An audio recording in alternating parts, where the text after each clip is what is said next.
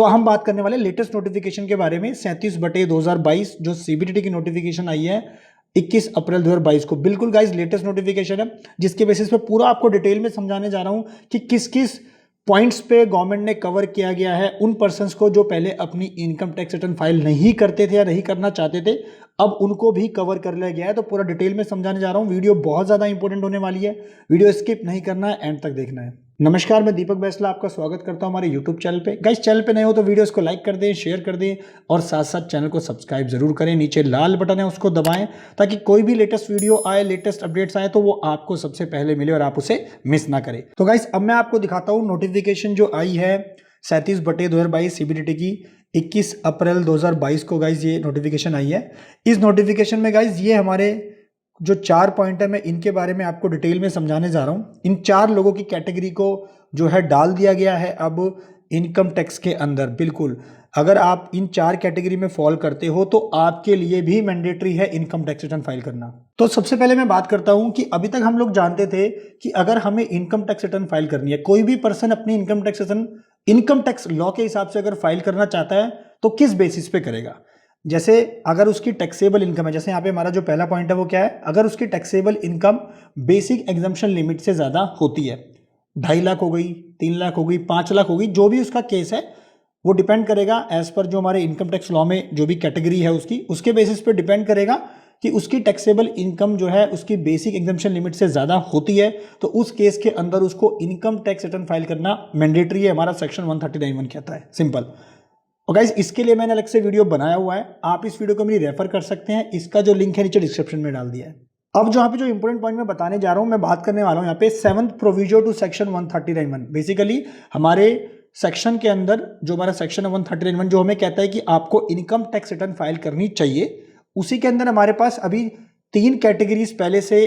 तो गाइज ये वाली कंडीशंस मैं आपको बता रहा हूं कि आपके लिए इन कंडीशंस में जरूरी है, मैंडेटरी है इनकम टैक्स रिटर्न फाइल करना। इसका मतलब इन कंडीशंस को आप ध्यान से सुने और अगर आप इन कंडीशंस में आते हो तो आपके लिए इनकम टैक्स रिटर्न फाइल करना मैंडेटरी है, आप डिनाई नहीं कर सकते। कंडीशन हमारी दे रखी है अभी 1, 2, 3।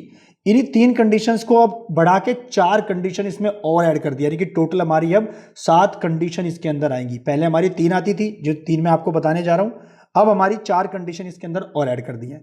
पहली मैंने आपको बताई कि 1 करोड़ से ज्यादा का आप कैश जमा कराते हैं अपनी करंट अकाउंट्स के अंदर, मल्टीपल करंट अकाउंट्स में करते हैं, एक में करते हैं। हालांकि मैंने दोस्तों इन सब पॉइंट्स के ऊपर सेपरेट वीडियो बना रखा है, आप इन वीडियोस को मेरी रेफर कर सकते हैं, इनका जो लिंक है नीचे डिस्क्रिप्शन में भी डाल दिया है।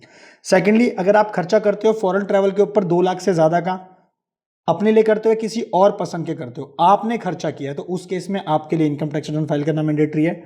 अगर आप इलेक्ट्रिसिटी बिल पे करते हो 1 लाख से ज्यादा का एक फाइनेंशियल ईयर में तो आपके लिए उस केस में इनकम टैक्स फाइल करना मैंडेटरी है। अब जो मेजर यहाँ पे जो इंपॉर्टेंट पॉइंट जो मैं बताने जा रहा हूं, ये जो हमारा 4th यहाँ पे पॉइंट दोस्तों ऐड हुआ है कि अब अगर आप रिटर्न फाइल करते हो और आप किसी दूसरी कंडीशन में फॉल करते हो जो कि क्लॉज 4 में लिखी है of 7th proviso to section 139(1), जिसके बारे में जो भी लेटेस्ट नोटिफिकेशन आई है दोस्तों वो इसी पॉइंट को लेके आई है, यानी कि इस पॉइंट ने 4 कंडीशंस को और ऐड कर दिया गया है। बेसिकली इन सब कंडीशंस के बेसिस पे तो आप अपनी इनकम टैक्स रिटर्न फाइल कर ही रहे थे।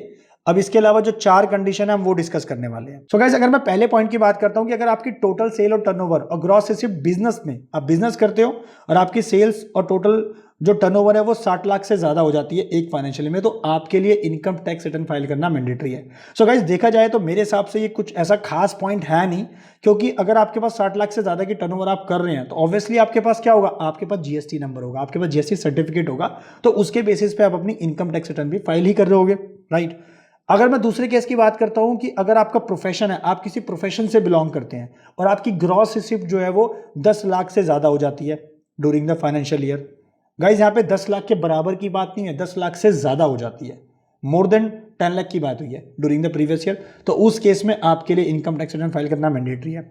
अब जो मैं बात करता हूं यहाँ पे तीसरे पॉइंट की, जो कि थोड़ा सा मैं कहूंगा एक इंपॉर्टेंट पॉइंट है यहाँ पे, जो गवर्नमेंट ने डाला है सेक्शन के अंदर, जो चेंजेस करे हैं, बेसिकली जो अपडेट डाली है कि अगर आपका टोटल एग्रीगेट टीडीएस और टीसीएस मिला के 25,000 या के बराबर या उससे ज्यादा है एक फाइनेंशियल ईयर में, यानी कि किसी ने आपका टीडीएस काट लिया और टीसीएस आपका काटा हुआ है और उसकी वैल्यू 25,000 के बराबर है, उससे ज़्यादा है, तो उस केस में आपके लिए मैंडेटरी है अब इनकम टैक्स रिटर्न फाइल करना।